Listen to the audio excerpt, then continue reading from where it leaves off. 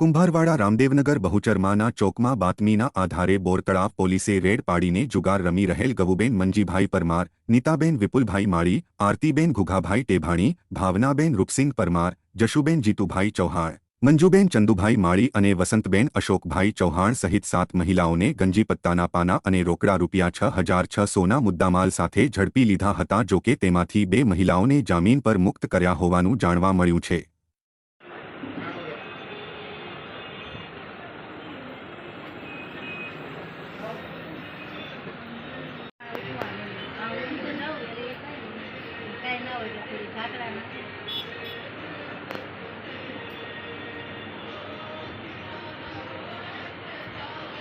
મંદિર જાઉં છું ને ટ્રેનથી જમવા